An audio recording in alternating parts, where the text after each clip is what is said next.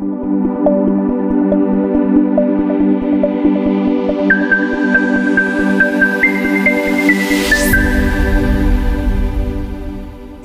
మీ ఘనత వస్తుంటే మీరు అవమానించబడుతున్నప్పుడు, నిందించబడుతున్నప్పుడు, మీరు ఎగతాళి చేయబడుతున్నప్పుడు, మిమ్మల్ని చీఫ్గా చూస్తున్నప్పుడు, వాడి నెత్తి మీద రూపాయి పెడితే కూడా కొనేవాడు లేడండి అంట. ఇంత అవమానాలు పాలైపోతున్నారా మీరు? ఇంత నిందల పాలైపోతున్నారా? ఈ నిందల్లో ఏడవకండి. ఈ నిందల్లో మీరు కృంగిపో. పాస్టర్ గారిని అయినప్పుడు మా ఊర్లో ఎవరు పాస్టర్ గారులు ఎవరా? అందరూ కాలేజీలకి వెళ్తున్నారు, పీజీలకి వెళ్తున్నారు, డిగ్రీలకి వెళ్తున్నారు. మా బంధువులు చుట్టాలు వాళ్ళందరూ కూడా, ఎరా బతకలేక బోధకుడుగా వెళ్ళిపోతున్నావా? పెళ్ళిళ్ళు చెప్పేవాళ్ళు కాదు, ఫంక్షన్లు చెప్పేవాళ్ళు కాదు. ఎందుకంటే వాడు ఛార్జీలే లేవు, వాడికి ఏం వస్తాడు, కట్నం ఏం పెడతాడు? వాడికి చెప్పినా ఒకటే, చెప్పకపోయినా ఒకటే.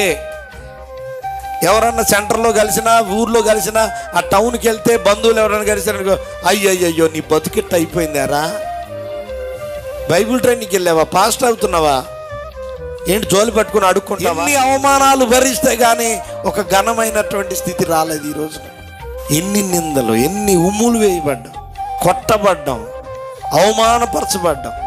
కూర్చుంటే ఇస్తరాకులు లాగేసి బయటికి పోండి, నీకు అన్నం లేదు, సున్నం లేదు, వెళ్ళిపో. ఇలాంటి నిందలు నీ జీవితంలో ఏమైనా రికార్డు ఉందా? నీకు అనుభవించినటువంటి జాబితాలు ఉన్నాయా?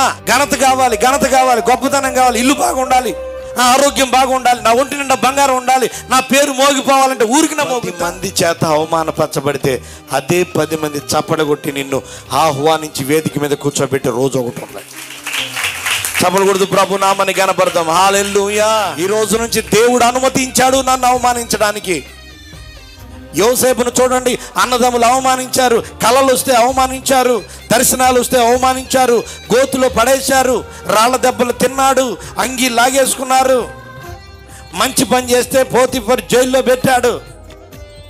జైల్లో పానదాయకుడికి, భక్ష్యగారుడికి, వాడికి కళార్థం చెప్తే వాళ్ళు మర్చిపోయారు, అందరూ అవమానించారు, నిందల పాలు చేశారు. యోసేపుని అవమానము చేత కృంగిపోయిన, కనుమరుగైపోయినటువంటి యోసేపును ఐగుప్తు దేశంలో ప్రజలందరి కళ్ళ ముందుకు తీసుకొచ్చాడు. ప్రతిగా ఘనత.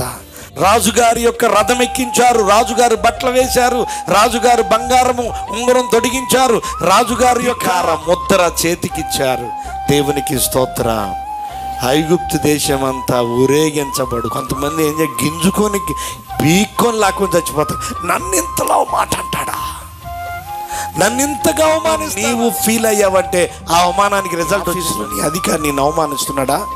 ఓహో, దేవుడు నాకు రెట్టింపు ఘనతనివ్వడానికే ముందుగా అవమానాలకు అప్పగించాడు. మర్మం ఏంటి తెలుసా? ఎవరైనా మిమ్మల్ని అవమానిస్తే మీరు మరలా తిరిగి మాట్లాడారంటే జీవితాంతం వారు మిమ్మల్ని అవమానిస్తూనే ఉంటారు.